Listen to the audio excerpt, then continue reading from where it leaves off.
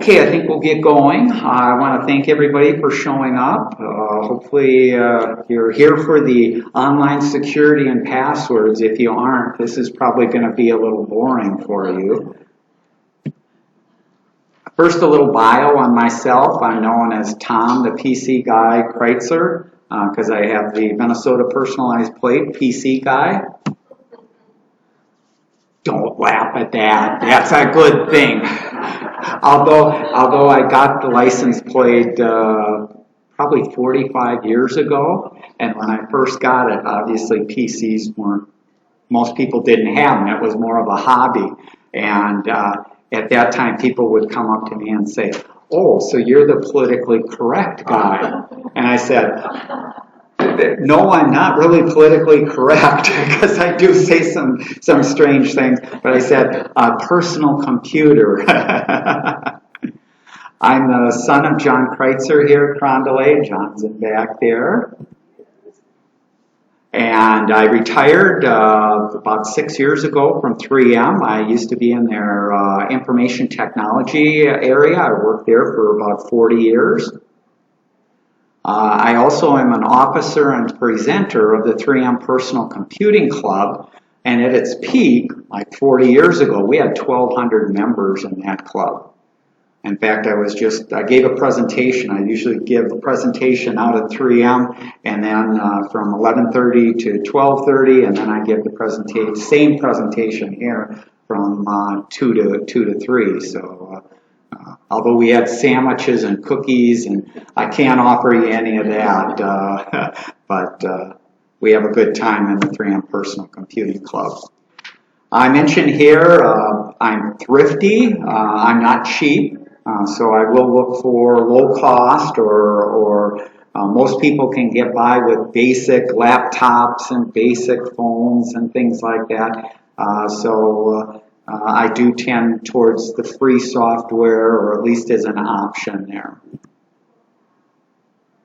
I mentioned here that myself, along with Tom Strom, here at Carondelet, we do free one-on-one help. You can sign up for a 30-minute slot down at the front desk. I usually do the first and the third Mondays, and then Tom does the second and the fourth Wednesdays from 2:30 to 4:30, and check at the front desk to sign up or put on the wait list.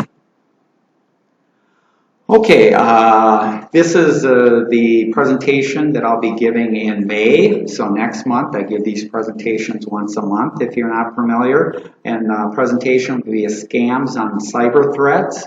And we'll be covering the latest and the greatest and some of the tips and tools. And I was surprised to know, I think you have next week, who is it? John Cho is coming in to talk about scams, the 23rd. I think that's a week from now. It's actually in May. Oh, it is in May? Okay. Okay, well, there'll be a double dose. I'll be on the 21st, and then I think he was the 23rd or something like that. But it's actually, there really is no duplication because there's so much going on with scams and the ways to protect yourself and that. If you get the AARP newsletter or consumer reports or just from your bank, you're constantly getting messages on how to protect yourself. So a little duplication or a double dose of some of this stuff is not bad. And in fact, like I say, I give these presentations to the 3M club and or the PC club and that. And because things are constantly changing, the schemes and the tools to protect you and things like that, it's worthwhile to keep up to date on there. So that'll be in May. Also, along with my sister and brother-in-law and my dad, we put on the Fix-It Clinic here at Carondelet, and the next one is going to be May 14th, and there'll be a sign up at the front desk if you're interested in getting something fixed. We fix small appliances, lamps, electronics, mobile devices, jewelry, small furniture, fans. We'll try and fix almost anything. And We can even answer some tech questions if we can fit it into the 15-minute time slot. So if you do have a quick question or your phone, you're trying to do a particular function, we might be able to help you out there. Okay. I mentioned here the Carondelet website, and that's also listed on the back of the handout if you haven't been out there, but this is what the Carondelet website looks like. And out there's an entry called Tech Help. And in that Tech Help, you can see a calendar of the presentations and what's going on. Or if some of the new people that came in, if you don't have a handout, there's handouts in back there. So the calendar of upcoming and past presentations is out there. Also, I mentioned I'm recording this. The recording, the video recording, and the handouts are also out there. We have a FAQ, and you can even ask a question out there. Okay, they say presentations, you should start out with a joke sometimes, and this is a joke about passwords there. So passwords are like underwear. Don't leave them lying around. Change them regularly, and don't share them with anyone. So those are good words. We'll get into more detail and more things that you should or shouldn't do, but in general, think of it as underwear and protect it. Okay, so our main topic is online security and passwords by myself, Tom Kreuzer. Security must be a combination of safe computing practices and security products. No product can or ever will provide complete security for you. You need to be careful and aware. That's where the tips can really come in handy. If you're not part of the solution, you are the problem and hackers will break into your accounts. A new thing that's popped up in the last year is passkeys. Passkeys are starting to replace passwords, and we'll talk about them and how they work and how you should start migrating some of your accounts over to use passkeys. The average person today has over 100 accounts and passwords that they have to manage. Now, whenever I put that up, people will say, I don't have that many accounts. I've only got 5 or 10.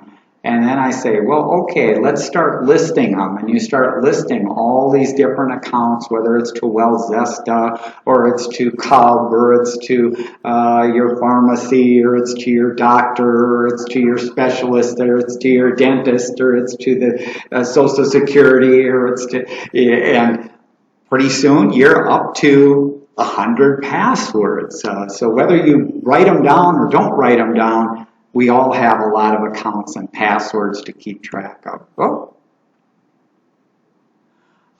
Most people that I deal with, I give a failing grade of F for what they do today with their passwords. So some people feel that they're the only one who hasn't started using a password manager, or everybody else is managing their stuff and changing their passwords and things like that. Unfortunately, the majority of people are doing a very poor job of managing their passwords and working with this stuff. So you're not alone. A lot of people are in that situation. These are some statistics which are kind of interesting because on this side of the brain, this is the brain, and this is what we know. So what do we know about passwords? We understand what good password behavior should look like. So 60% of us know a secure password is important to their accounts. 91% understand the risk of reusing passwords from site to site or application to application. 2 out of 3 people are fearful of password hacking. 75% consider themselves informed on password best practices. 72% consider their passwords sufficient protection for their online information. So this is what most of us believe there. This is the reality, though. Even though people know a lot of this stuff, they don't always do what's best for them. So we all have these bad password habits. 41% of us choose a password that's easy to remember. You don't want a password that's easy to remember. Or 61% use the same or similar passwords from site to site or application to application. That's a no-no. 55% do it even though they understand the risk. And this is that use the same password from site to site. It's broken down by age groups. So the millennials, I don't know if you can see it, 65% of the millennials will reuse passwords. Gen X is 52%, and baby boomers only 45%. But still, 45% isn't a real good number there. So we rely on personal information to create and remember our passwords. And people are afraid of forgetting their passwords. Almost half of the people are afraid or have forgotten their passwords there. Women are more afraid than men.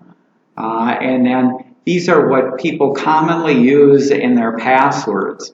47% use part of your name, your family names, your initials. 42% significant dates or numbers, pets' names, birthdays, hometown, school name, or mascot. So we don't do a good job there. So what are some other reasons? Why do you need a password manager? In the past, I was talking earlier about LastPass, and maybe 10, 15 years ago, I'd recommend to people that they use a password manager. In the last 3 or 4 years, I've changed it, and I said, everybody here, no matter how much you use your computer or use your phone or whatever, everybody must use a password manager. It's not an optional use there. Everybody must use it there. Using other methods, whether it's a notebook to try and write things down, Post-it notes. I worked at 3M. I'm glad that you're buying Post-it notes, but Post-it notes are not what you should be using to keep track of passwords and stick them to your laptop or your desktop or that. Some people will put stuff in spreadsheets. I've even seen people use napkins, or I'm working with them and they have to reset their password because they forgot their Apple ID or they forgot their Gmail password, and so they reset it and they're writing it down on a napkin or a little piece of paper, and I guarantee you in as little as an hour or so that's going to be lost or misplaced, and they aren't going to know what they changed their new password to. So what are some other advantages of the password manager? You don't have to remember each password, and because you don't have to remember each password, you can make them unique. So they're not used. You don't use the same one from site to site or app to app. They're long. You want them probably the maximum that the site supports, and I recommend at least 16 characters if it supports 16 characters. And so you want it long. Then you also want it strong. Strong means there's no meaning. It has to be random letters and numbers and special characters. It should not be part of your name or part of your pet or school that you went to or anything like that.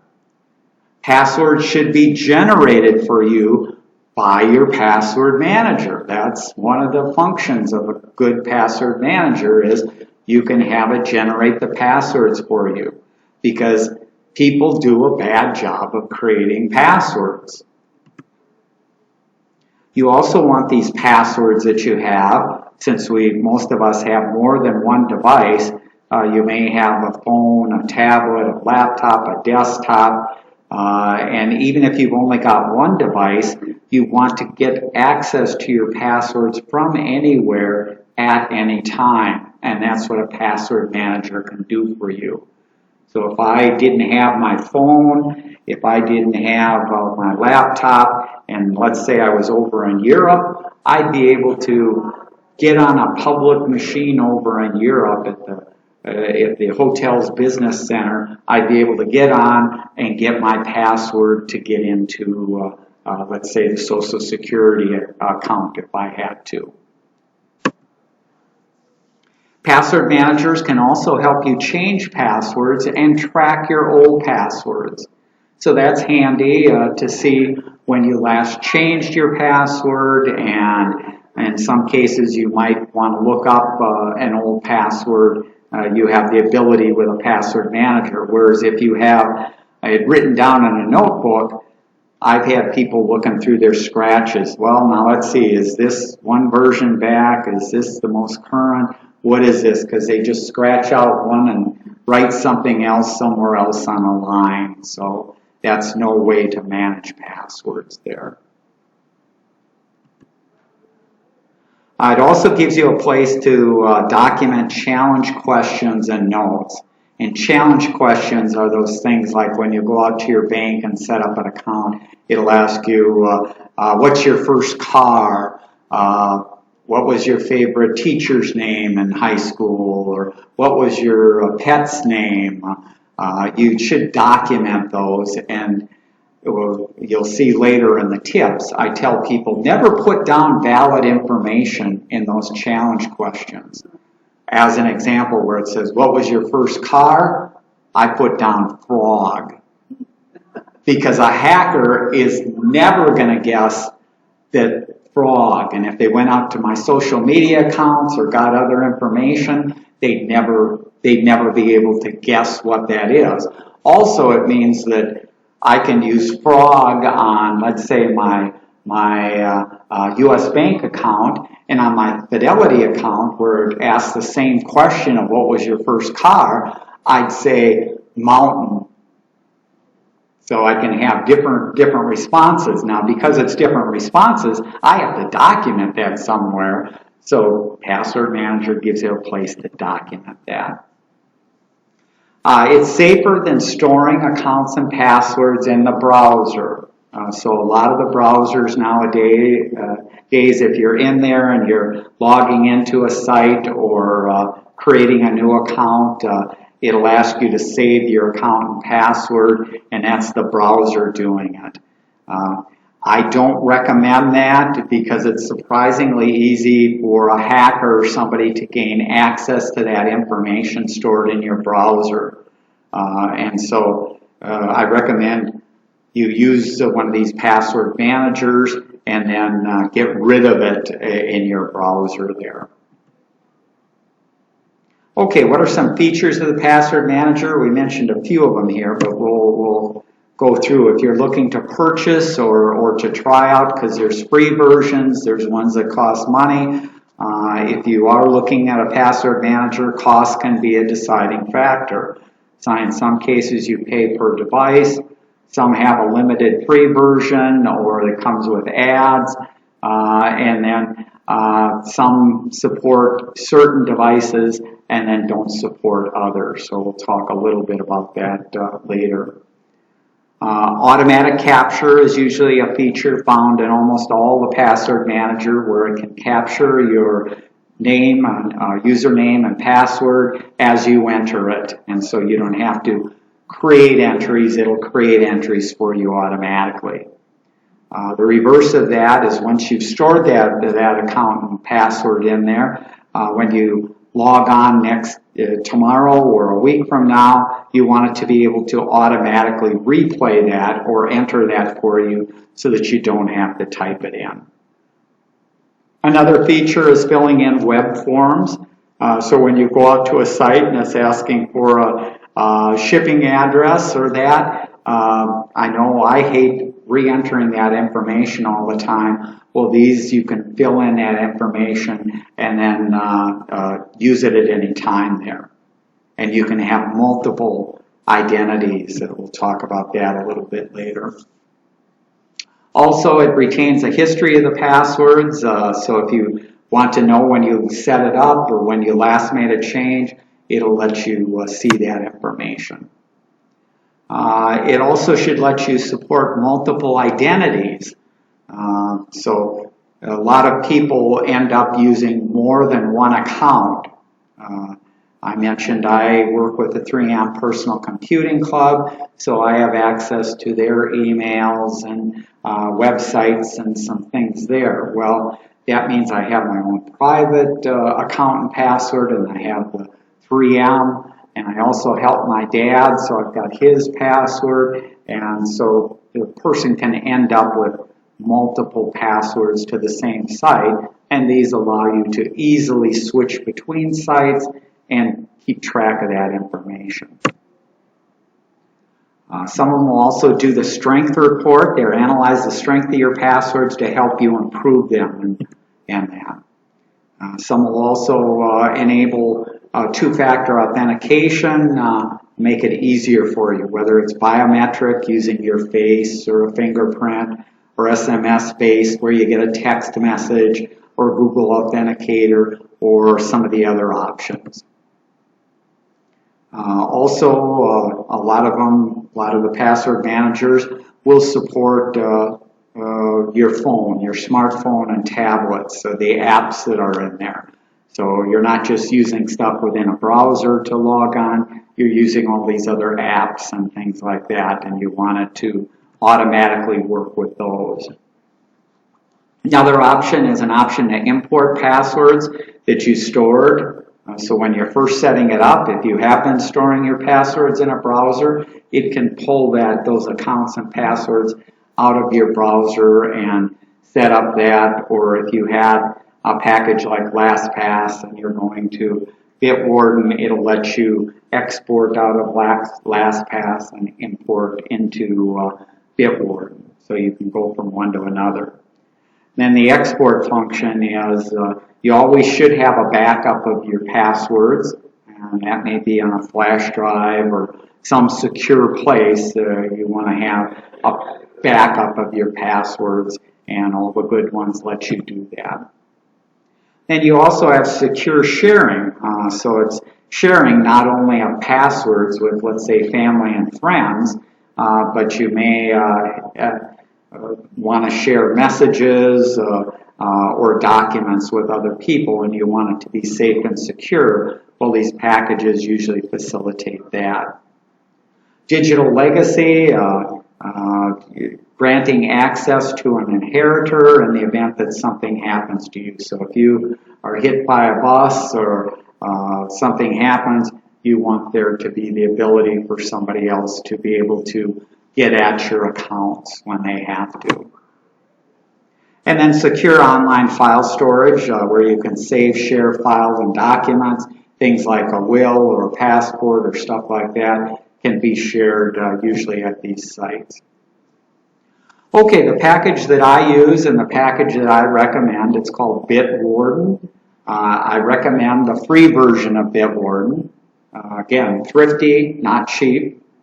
It's free, but it has all the features that I need. You can store an unlimited number of passwords, and you can sync them on all your devices. So no matter what devices you have, whether it's Apple or Microsoft or Android or iPads or iPhones or Macs, anything that you have, it'll work on all the various platforms there. It also has browser extensions to work with almost all the browsers out there, especially the big ones, Chrome, Edge, Firefox, Opera, and Safari. It supports Passkeys, and we'll talk about Passkeys a little bit later. I mentioned that I migrated. I used to use LastPass until they started charging for each of the devices that you had, and I figured, why should I be paying $30 a year for a feature or function that I can get for free? So I migrated from LastPass to Bitwarden, and I exported all of my accounts and passwords out of LastPass and brought them into Bitwarden. It took me all of 2 minutes. Bitwarden also does have a premium version that it sells for $10 a year. There you get 1 gigabyte of encrypted file storage, it supports two-step logins using a USB key, a UB key, or duals. These are some, if you have some of the Financial sites require the use of some of these specialized keys to lock down for security purposes. And the $10 a year also supports both health reports and emergency access. If you do have all Apple devices, it's okay to use Apple Password. Apple Password is a package that comes with the Apple operating system on all of their current devices. Personally, I still recommend for people that have all Apple devices to use Bitwarden because it has more features and functions. Plus, if you ever do get any other device, so even if you had all Apple devices and now you're stranded over in Europe and the only device you have available to log into your bank account or that is a Windows device, you can use that Windows device and you can use Bitwarden on that Windows device to get your password. Okay, we'll do a quick little demo. What I'll do here is let me get over here. Currently, this is the Chrome browser. I'm in Gmail here, but that's not important at this time. What I've done is I've installed on this machine Bitwarden as a browser extension. So this is what Bitwarden looks like. This little icon up here, this blue icon. And it has a little padlock on it right now, meaning that it is locked. So if somebody got a hold of my computer, they wouldn't have access to my passwords until I put in my master password to gain access there. For this demo, I'm using a test account. So this is not my personal password. So if you want to write them down and try and use them, go ahead. You won't get very far there because it won't get you in. And also, I don't have that many accounts and information set up in this test Bitwarden. In my full version of Bitwarden that I use, I have over 100 passwords and accounts in there. I have all my credit cards in there. I have all my addresses. I have all my information in there. But for this test, I haven't filled out everything there. I mentioned earlier, if you do install Bitwarden for the first time, you can usually import passwords from other browsers that may have it, or if you used other password managers, you could import it from there. So let me log in. To log into Bitwarden, I click on this, and it says, what's your master password? And my laptop here doesn't support biometric login. If it did facial recognition or fingerprint or that, I could use that to log into Bitwarden too. So on my phone, to get into Bitwarden, I can use face or fingerprint or whatever I want there. But because this laptop doesn't support it, I do have to put in my master password. And let me do this.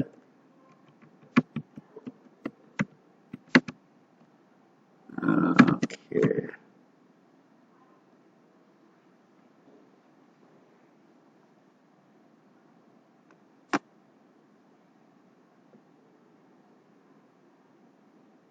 Come on here.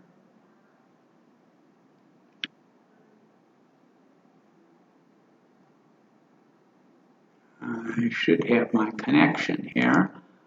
Let me make sure haven't lost access to the free network. It looks like I still got my connection there. So that's good. Oh, okay, here we go. So this is by clicking up here in the browser, and I'm in a Chrome browser right now, but any of the other browsers, if you install the extension, that's where it kind of sits. And you have a number of features here. We'll start with kind of the bottom down here. There's a generator feature, and this is for generating a password for you. So at any time I can go in here and I can say, let's generate a password. And that password, I want it to be 20 characters long, and I want it to use uppercase, lowercase, numbers, and special characters. and I can set that to anything, and you can see that it's generated a complete password that is unique. I don't use this password on any of my other sites. It's long, so it's very long there, because if you use an 8-character password, it's not that hard for crooks to go through and guess your password. And so the longer it is, the harder it's going to be. And strong, being that it's using letters and numbers and uppercase, and nobody in a million years is going to guess that's my password for this site, and I'm not using it for anywhere else. So you have a lot of this password generator. Also is used at any time I have an existing account and want to change my password. I can go into that account, and it'll help me log into that account and change the password there. So it can make things easy for you to change passwords. Okay, in addition to the generator, there's another function called send. This is a way to enable me, if I wanted to communicate with a friend or family member and send them a secure message, maybe telling them this is the password that I use to get into my U.S. bank account. I could send them a message. That message is encrypted, also has a password associated with it, so that it's a real secure way of sending confidential information back and forth to people there. Also, the message itself expires in 2 weeks, so it doesn't stick around forever. Settings is, there's about 100 different settings that you have within Bitward, and that's, they all pertain to the features and notifications and how it automatically fills in and how it looks. So you have a lot of options for setting things up there. The most common place and where you start when you first log in is in the vault, and the vault is where all the things that you created are stored. And within this vault, let's go here, you have different types of information that's stored. So some of the types of information for your logins are your login, which has accounts, and let's go here, let's bring up Bitward here. This is where it keeps track of the website that it uses to log in, and keeps track of the password, keeps track of the username. You could add your challenge questions. You could add, by going here to edit, you'll see there's even more fields that you can add in here and keep all the information related to that login in one spot there. So it enables you to do that, but you can also put out here, in addition to logins, you can put in credit card information. And the credit card information is, if you get to a site that's going to ask for your credit card, it can automatically fill in that information. You can put that information in, write down these numbers and try and use this, because you may or may not have success. But you can put in all the information in here and never have to enter in your credit card information again manually. You can use Bitward to enter it in. Another type of information that the password manager stores is identity, and this identity is your name, and let's go in here and look at the individual fields. You have titles, names, middle name, username, company, social security number, passport numbers, license numbers, email, phone, address that it's getting mailed to, and you can put additional fields and notes in here. So if I come to a site that is I'm placing an order and it's asking for my address, if I have an identity set up, I can say, use this identity. And you can set up as many identities as you want. You can have one for work, one for home, one for daughter, one for relative, you can set up as many identities as you want, and you can switch back and forth between them when you want it to fill in. So it makes it real easy to do there. Let's go back here. If I wanted to create a new, I click on new, and there you'll see it lets me pick. Do I want to create a new login, a card, an identity, a note, a new folder? So if I've got hundreds of passwords and accounts, you're probably going to want them broken out by a folder there.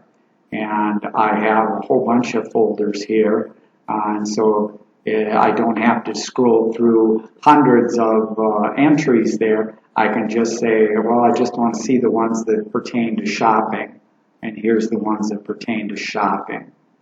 Or here's the ones that pertain to dining, and it brings up those. So you can set up and you can organize your passwords to make it easier to find and easier to use. Let's see here, where am I here? It also stores, like I mentioned, a website. So I could navigate using my bookmarks here or some other link to get to the website, or I can actually use Bitwarden itself, because Bitwarden can actually launch the site, and if I click on this, it'll launch the site, in this case Starbucks. Once it recognizes it's at Starbucks, it starts filling in the information. And then all I have to do is click the sign in. Let's see the password here. There you can see how secure the password is. Nobody's going to guess that. We'll sign in here. Oh. Starbucks must have had a little problem there, but it's going to log me in here, and it logs me into Starbucks. So the password manager can take me out to the site, fill in the fields, and get me there automatically. But you have to initiate it from that, right? On the Starbucks site on your laptop, where they pull in the password from Bitwarden? Yeah, this is Bitwarden, so the sequence that I'd have to do is first I'd have to unlock Bitwarden. By default, it's locked. So I put in the password for Bitwarden. Once it's unlocked, then I can click this at any time. I can search through here. So let's say I didn't know where Starbucks was.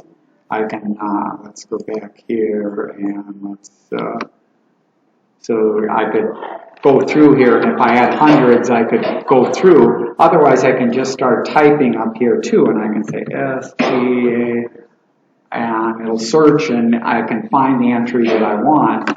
Now it's a case of either I can have it launch or take me out to the URL or website where Starbucks is, or I can look at the information and manually copy stuff. So some websites, it won't automatically fill in because their website isn't set up that way. But most websites, it'll automatically fill in. If I had to manually copy this, you open this up, I can do a copy the password, it puts it into the clipboard, and then I can paste it. And what's the keep me signed in? What's the what? Keep me signed in. Yeah, the keep me signed in just means that instead of it locking after I do a function, it will keep me signed in, that I don't have to keep putting in my master password. So you'll see when I talk about settings, I talk about I have my personal settings set up for 30 minutes. It won't log me off unless I'm inactive for 30 minutes. Now what that means is if I had my laptop and I was at the airport and somebody stole my laptop, well, I hadn't been logged on, so it's locked. They'd have to know my Bitwarden password to get in. They wouldn't get in. But if I was at a coffee shop and went to the bathroom and left my laptop open, and that somebody could do stuff, but I can lock this at any time by going up here, and I can, let's go back here, I can lock it here at any time. So you're in control of whether it's available and not available. So to keep me signed in is, Or Bitwarden, or Bitwarden. just for Bitwarden.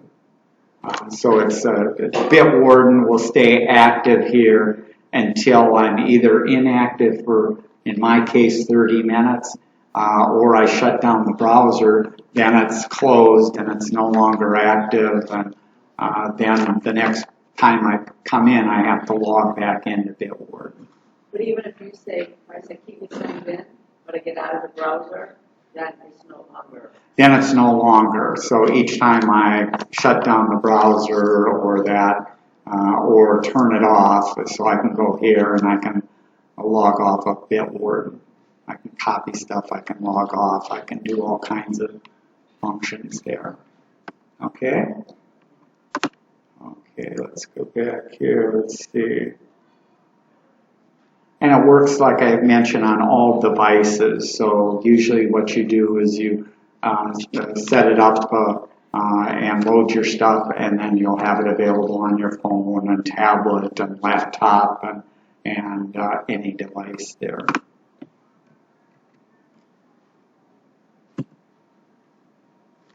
I mentioned that there's settings in Bitwarden, and these are the settings usually that I recommend people do.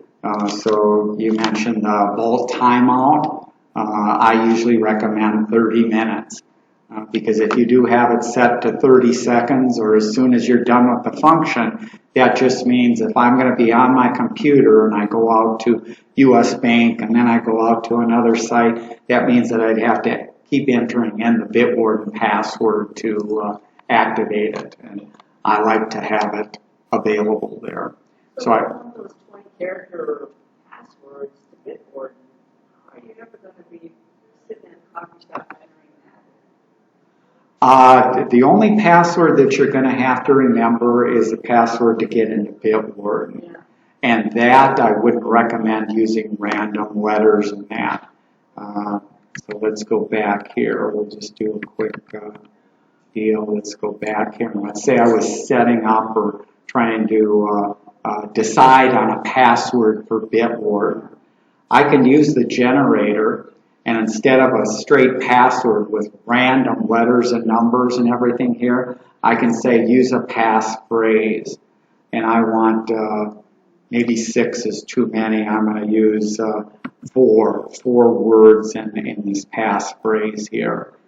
Failing, exclude, pancake, foreign there. Now I can change the separator here to any character that I want, but usually for your master password, you want something, the one password that you're going to have to remember, you do want it to be what you can remember. Now, having said that you have to remember that makes a lot of people anxious because they go, what if I forget it, or I'm too nervous? You know, I'm supposed to log into my bank and I can't remember the Bitwarden password, so I can't have it fill in. Well, what I tell them is I also have my phone. On my phone, I turn on, let's go back to the presentation here. On my phone, I turn on unlock with biometrics. So on my phone or tablet that supports it, I can use my fingerprint, my face, or that to unlock it. So I don't have to know my master password of Bitwarden there. I can just use my finger and I can get in. And then because I have an entry in Bitwarden for my Bitwarden password, I can look up what I have set it, and so you can kind of protect yourself there. And you do want to protect yourself because I had one person, this goes back a few years ago, that was using LastPass, and they were a brand new user, and they started putting their accounts in. And I don't know, it was a month or 2 months later, and he gave me a call, and he says, I'm mad at LastPass. And I said, why? Why are you mad at LastPass? He said, well, I forgot my master password, and he tried contacting them to reset his password, and they said, there's nothing we can do to help you. And he said, there's got to be something that they can do. And I said to him, if they were able to reset it, that means that a hacker or anybody anywhere in the world might have been able to call up LastPass and reset your password. So you don't want a password manager where it can be reset. Nobody at LastPass or Bitwarden has access to your password, and so if you forget it, your only option is to create a brand new account and start entering your information back over again. But he was mad that somehow, well, they should know it's me. And I said, well, how do they know it's you? Just because you say it's you, or even if you have an email address, that doesn't mean that that wasn't hacked or there wasn't a problem there. So using the biometrics can help you in case you do forget your password to get into Bitwarden, you can still get in there. And then this is an option if you're copying stuff into the clipboard and pasting, you can set how long it stays in the clipboard, and then it's erased out of the clipboard. And I recommend 5 minutes there. And then turning on this enable auto fill on the pages so that it'll automatically fill in the fields. So that's Bitwarden. Now we'll talk about Passkeys and why you need them. Passkeys are a new way that works without passwords. So it's the future. Everybody recognizes the problems with passwords, and this is the future that is replacing passwords. It can use biometric information like Face ID, fingerprint, or gesture, or PIN passcode to set your security on your device. And just a quick note, passkeys are not passcodes. People will confuse the two. Passcodes are what you use and used to use to get into your phone. You type a 4-digit code or a 7-digit code, that's a passcode. Passkeys are completely different than entering a code in, and we'll talk about it here. It's a standard that was created and promoted by Google, Apple, Microsoft, and the World Wide Web Consortium. So all the major players got together and said, everybody has trouble with passwords, what can we do to make it more secure? And Passkeys is their solution. In order to implement Passkeys, they had to build into all of the operating systems and all of the browsers the ability to use these Passkeys. So that's what's happened over the last couple of years. Passkeys consist of 2 cryptographic keys, and cryptographic isn't important, but it's 2 keys. There's a public key that's stored with the online service or app that you're using. Then there's a private key that's stored on a device, such as your smartphone, your tablet, or your computer. And one of the ways I explain to people, it's kind of like if you're familiar with a safety deposit box. You go to the bank.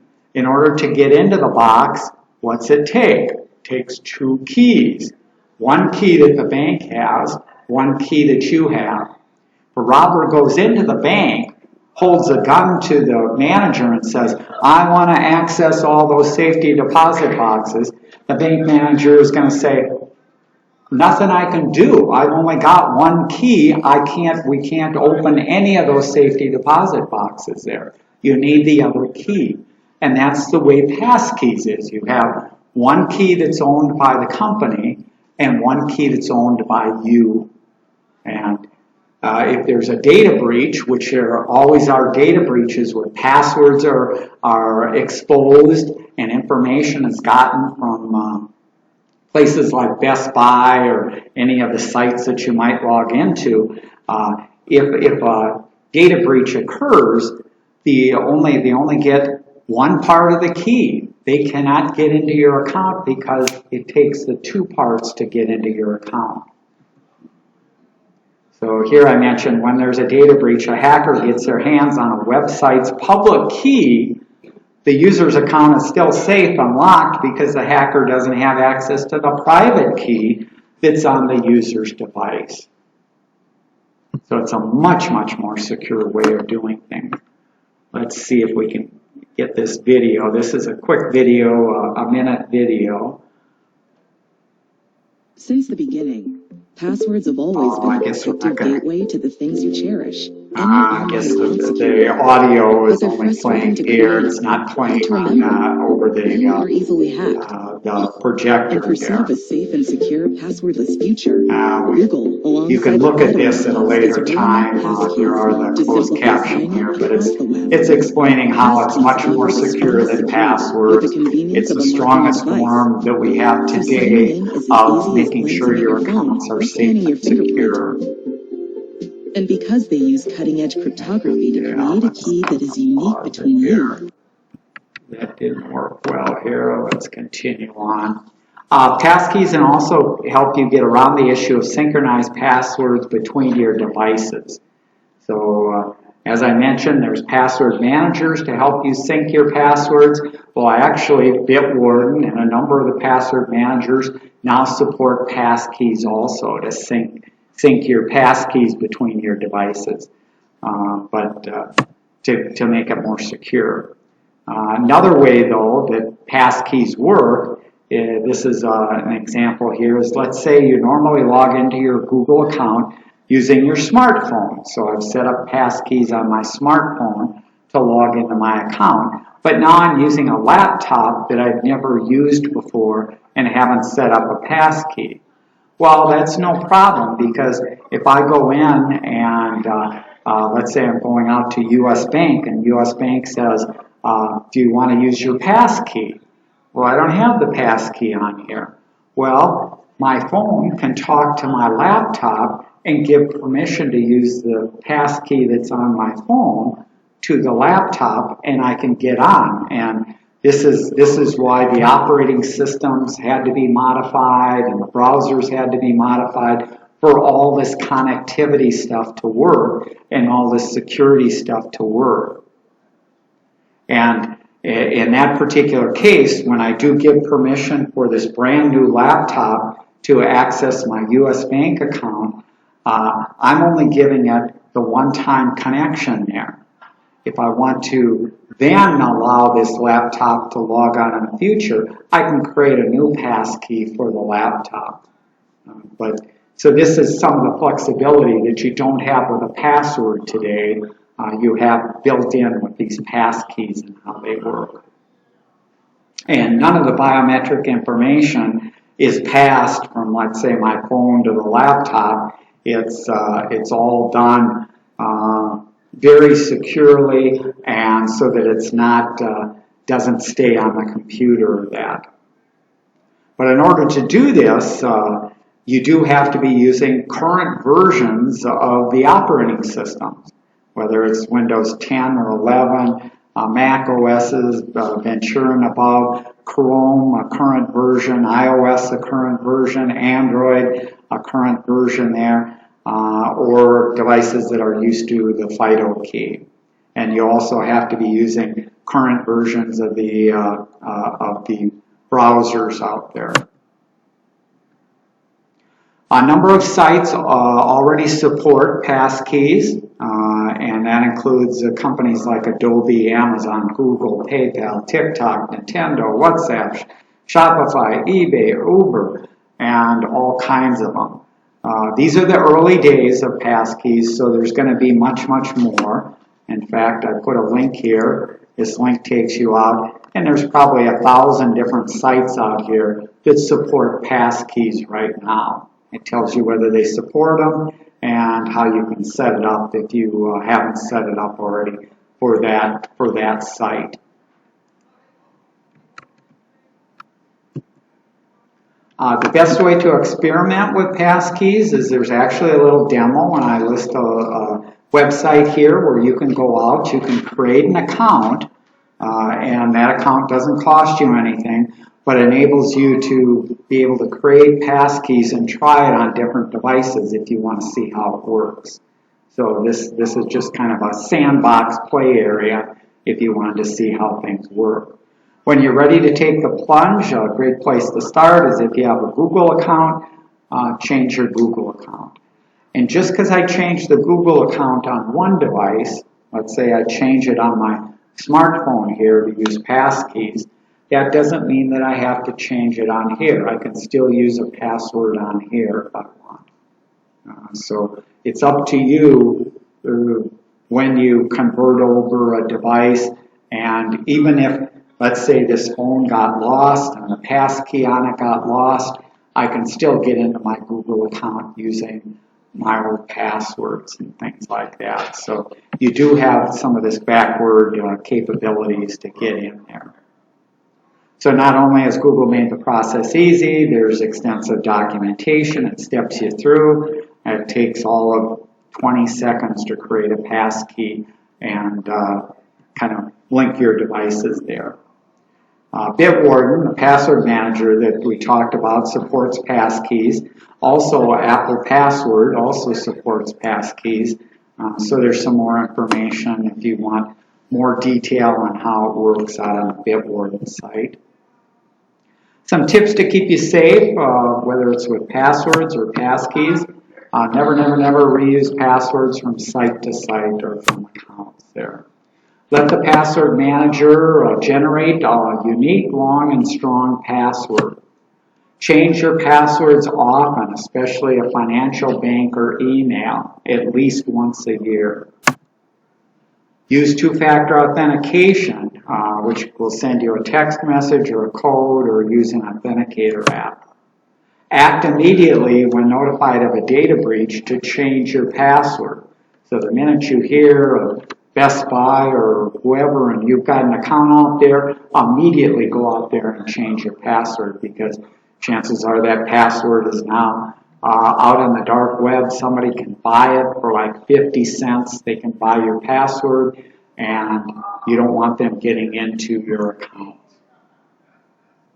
I list a couple of sites here where you can go out and see if your passwords that have been involved in a data breach, like Have I Been Pawned, that has over 10 billion accounts are listed out there. Now, if you're familiar in the world, what do we have? 8 billion people. So almost everybody's account has been breached and data is out there. It's just a matter of what data do they have about you? Do they have it from important sites, or do they just have it from the less important sites? But it's not good to have any data out there, but we all have to protect ourselves.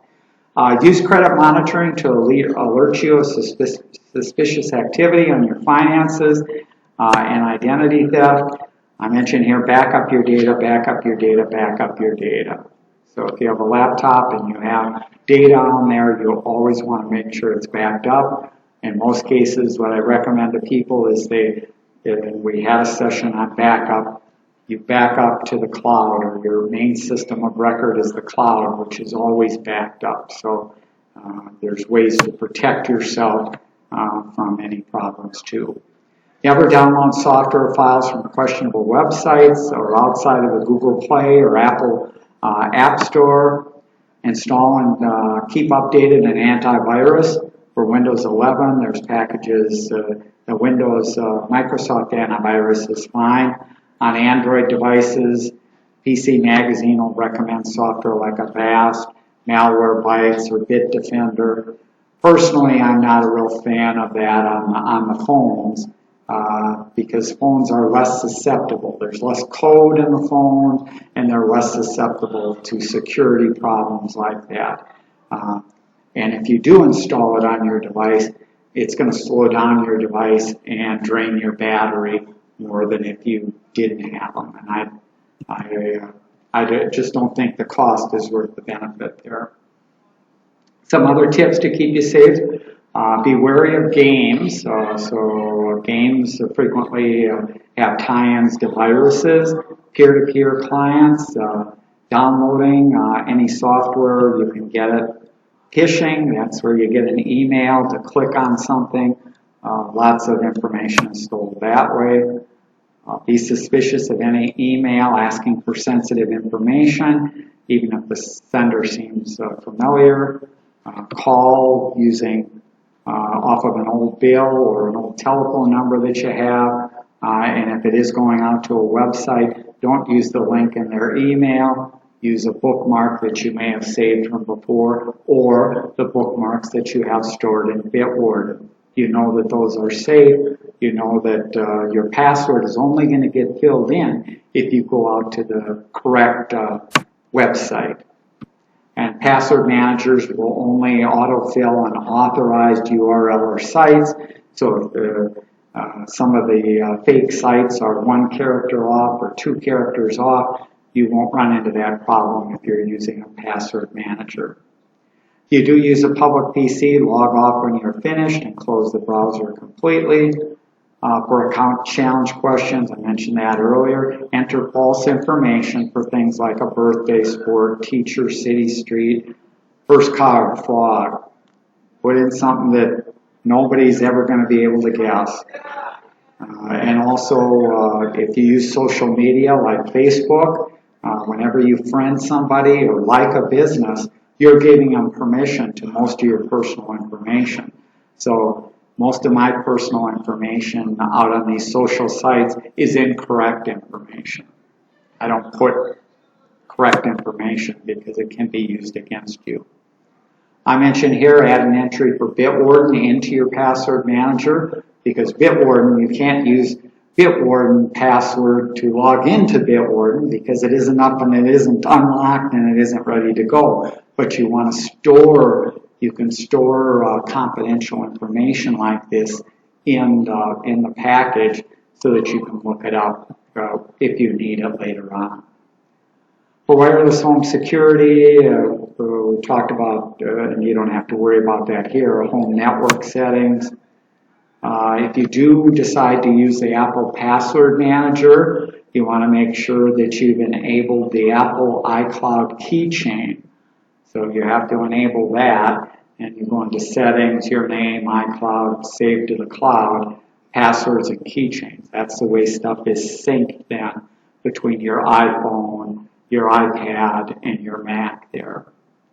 So also the Apple password works great with Safari, but if you do want to use other browsers like Chrome on your Mac or on your iPhone, you can get extensions that are out there to link into to the password managers there.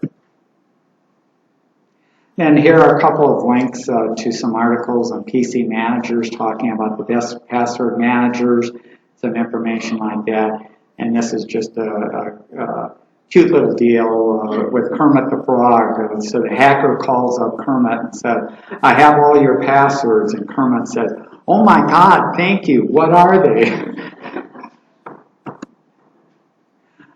So now you don't have to worry like this guy about your passwords and information out there. Use a password manager. Start using Passkeys, and you'll be protected there. Okay, questions, comments? We covered a lot of stuff in a hurry there, but if you aren't using a password manager, certainly I recommend that you do that you must use it and start putting the information out there to use. So what worries me about this vault, whatever you recommend, it worries Bitwarden. That worries me that it's free. What's that? It worries me that Bitwarden is free. Bitwarden is, you'll see it recommended by some of the top websites, CNET and PC Magazine and that. The way they make money is selling their upper tier with more features and functions. So they do make money. They're a very profitable company there. The reason that you have the free is even if Bitwarden wasn't around, there'd be lots of other alternatives that would also be free. So for them to get into the market, LastPass has a free version. It's just that their free version is limited to one device. So if you wanted to use it on your phone and on your laptop and have the stuff synced, you can't have it synced. Bitwarden gives you almost all their features in their free version there. And it's been free for at least 5 years now. Now, could a week from now or a year from now Bitwarden say, were going to start charging for it, at any time they could change. But at this point, this is the best password manager, best free password manager out there. Okay, other questions, comments? And I had somebody else in the presentation I gave earlier today. They said that they also were using LastPass, and they weren't sure if they should change. And I said, well, what you can do is keep your LastPass, load up Bitwarden, try Bitwarden, see how it works for you. And there was a case of this particular person. He also had his wife in that, and they weren't sure how to manage their passwords between the two of them. And I said, there isn't a right or a wrong way. You can create, whether it's LastPass or Bitwarden, you can create one account, and both the husband and wife can use that same account. But then that means that they have access to all the logins, all the passwords. So if you don't have a problem with that, just use one account. If you do have a problem with that, then each of you can set up your own account in Bitwarden or LastPass and manage it that way.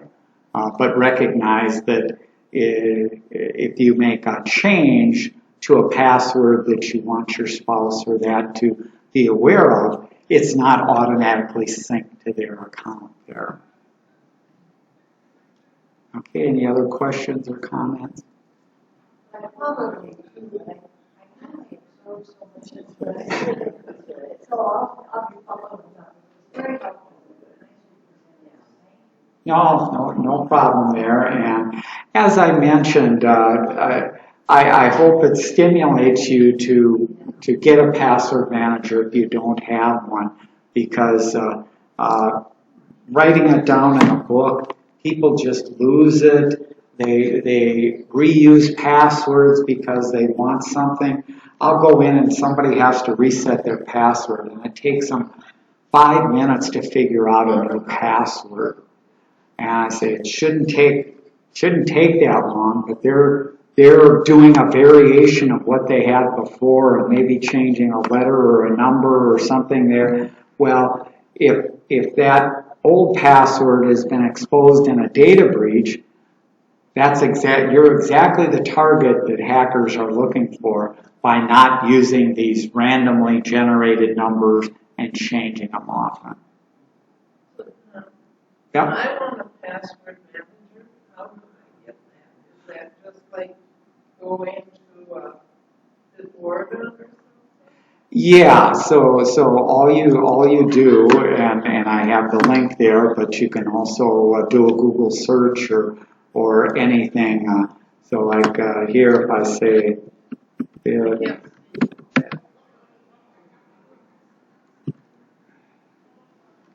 so this is Bitwarden, and you can go to downloads, and no matter what device you have, it'll recommend.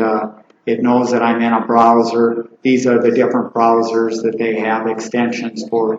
You can download it and install it, and it's free of charge. You set up an account in Bitwarden. Doesn't cost you anything for the account, and then you can start using Bitwarden. So that's how we get it. Right. Because I am totally out.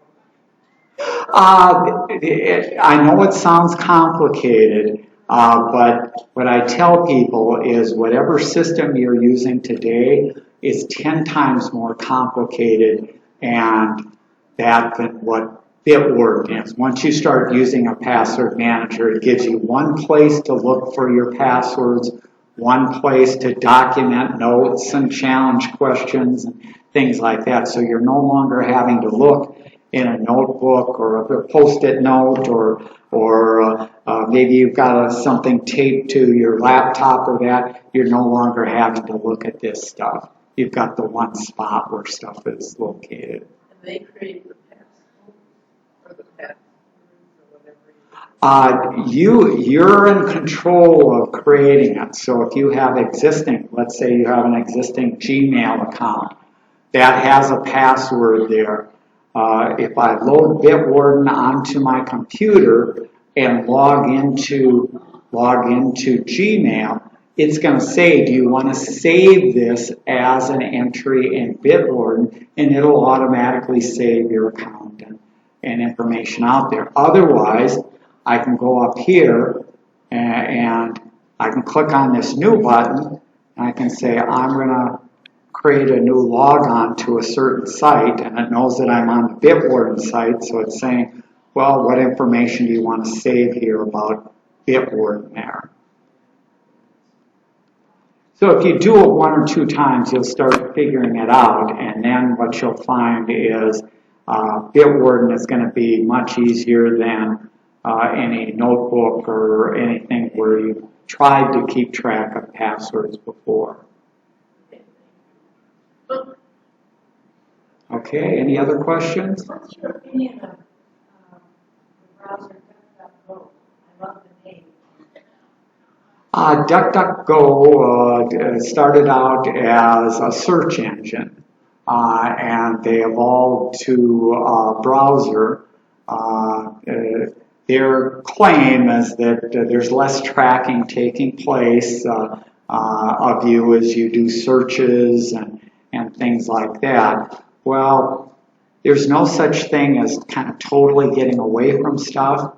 So even if I use a package like DuckDuckGo as my browser, if I go out to Amazon, Amazon's collecting all this information about what I searched for, what I bought, and it's selling it to other companies. And the ads that you see popped up on these various sites are going to relate to what you've been browsing for in Amazon. So there's kind of no way of getting away from it. Some people say, well, I don't want them watching it. And I kind of go, well, to tell you the truth, the ads that pop up, I'd rather have it for something that I'm interested in than something that I'm not interested in. So if they don't know what you're interested in and they're popping up Viagra ads, I don't want to see Viagra ads. I'd rather see an ad for a Bluetooth speaker that I might have been looking at or something like that. So ads and tracking are kind of what pay for us to get the free internet. But certainly you don't want to yeah, and there's certain things, so like a lot of people do use Chrome, and this is true of Chrome or Edge. I can go to Chrome or Edge here, and I've just gone into the standard browser right here. But if I click on these three dots here, you'll see there's an option, New Incognito Window. What that does is that'll tell you, this gives you almost all the features that you find in DuckDuckGo and some of these other browsers, where it turns off browsing history, cookies, information, and stuff like that. Now, the people that are usually, I call them paranoid of tracking and that, don't realize that cookies and a lot of this history is to your benefit. So if there's cookies out there, a lot of times those cookies are out there to save you trouble next time you log into a website or preferences that you may have liked. You get rid of those cookies, you're starting brand new over in that website. You have to re-enter information, or it's not starting on the page that you wanted it to start on. Things don't look the same as the last time you were on. Well, there's the plus and the minuses of not having this information. But you can use stuff like this to try and mask some of these things. And this is in Chrome. It's again, you can get to it very easily by going up here and New Incognito Window. Microsoft, if you use Microsoft Edge browser, go to their settings. They don't call theirs an incognito window. They call it private browsing. So some of the browsers have slightly different names, but it does the same functionality. Yeah, so you could use that. So back to LastPass. So we've been using LastPass, but we just use it for a repository. And so we just go in there, if you forget the password, you go into LastPass, you look it up. We can each figure it out, so we can share the same LastPass. Okay, so I'm thinking we should go into LastPass. We have so much crap in there. And we should start by doing the export data to my external device, which I got after our backup talk. I can export it all. So then if it becomes true that I made a mistake and I deleted something off the LastPass that I needed, how do I refer it to my external device? Get it?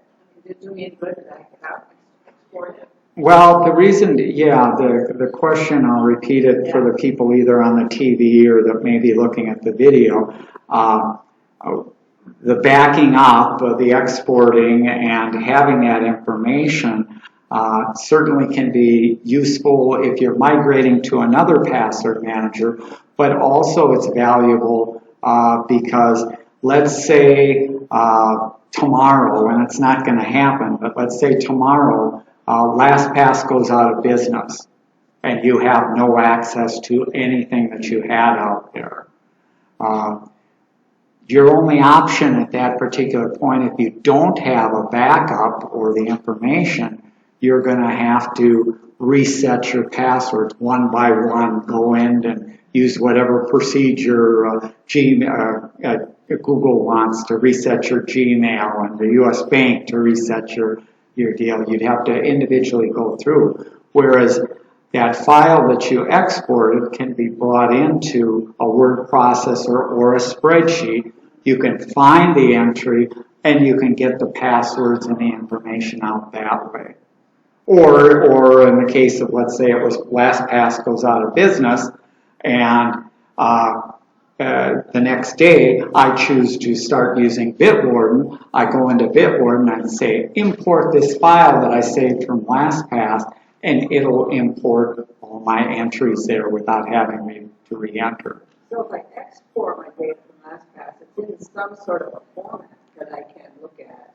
Yes, it's in a format that if you're semi-familiar with formats is called CVS. CVS is comma delimited, has a header and information. It's not real easy to look at in a word processor, but if you ever used a spreadsheet, you bring it into a spreadsheet. You have rows and columns. There's multiple columns for each of the fields in LastPass and Bitwarden, and then there's the values that are in there. So you have access to that. And you don't have to, I back up my Bitwarden data about once a month or once every other month. I'm not doing it every day. I don't change a lot of passwords, but certainly you do want it backed up in case there is a problem or the company goes out of business or something like that.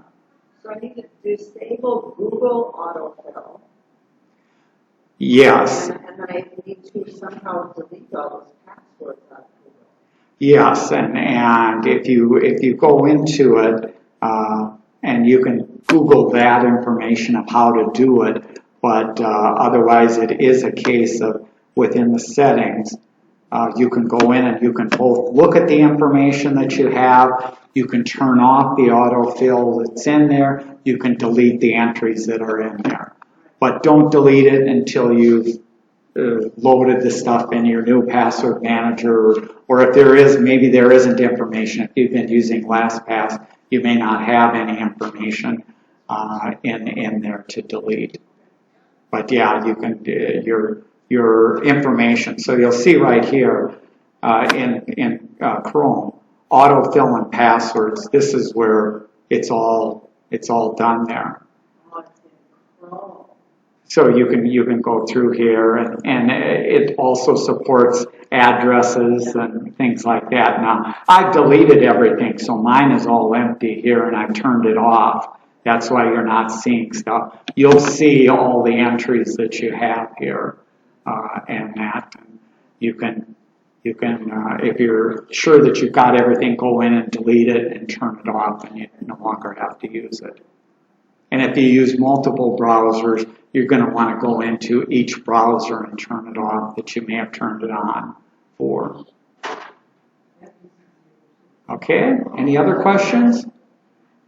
Well, thank you, and good luck. I guess, what do you mean